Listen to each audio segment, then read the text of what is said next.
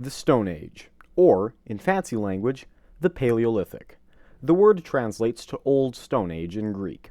It is vaguely divided into three sections: the Lower Paleolithic, which began about 2.6 million years ago; the Middle Paleolithic, which started about 350,000 years ago; and finally, the Upper Paleolithic, which began around 50,000 years ago. The Upper Paleolithic is what this video will primarily be focusing on. The Paleolithic is primarily defined by rocks. The Lower Paleolithic was the beginning, with pebble-cleaving tools and axes. The Middle Paleolithic saw the development of flake technology. This involved taking a pre-made core and striking it to create flakes in desired shapes. This was much more efficient, as you could get dozens of tools out of one rock, rather than just one.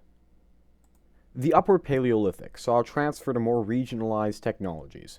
Whereas prior to this, cultures around the world had almost indistinguishable rocks.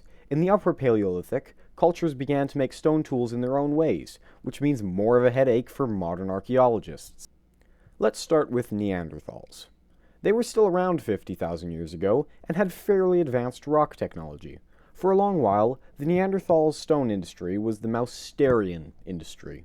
This was a simpler stone industry, but around 45,000 years ago, Neanderthals in southern France developed a new industry called the Chatelperronian Industry. The existence of the Chatelperronian culture is highly debated. Many archaeologists claim it is a mixing of many separate cultures that include Mousterian and Homo sapien industries. If the Chatelperronian did exist, it was defined by denticulate tools, which were basically rocks with a serrated edge, like a saw. While Neanderthals dipped into the Upper Paleolithic a little bit, it was really Homo sapiens that dominated the time period. Blades were widespread during the Upper Paleolithic. The technical definition of a blade is a stone piece twice as long as it is wide. Blades could be used for a variety of purposes, such as a scraper for food, or you could pop it on the end of a stick and you got yourself a spear. But how were blades and other stone tools made? Prepared cores. We talked about this briefly earlier, but it warrants a longer explanation.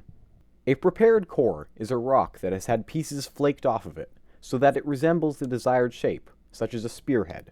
You can then hit off multiple larger flakes from this one rock, and with minor touch-ups, they are all usable as spearheads, or whatever the intended purpose of the rock was. Now, rocks are rocks. Rocks were once universal, but going into the Upper Paleolithic, different places have different rocks.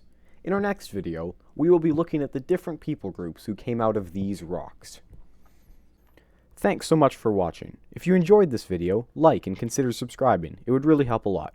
If you have spotted any errors or misinformation in our videos, feel free to comment below. If you're looking for something else to watch, check out one of these videos that is on the screen right now.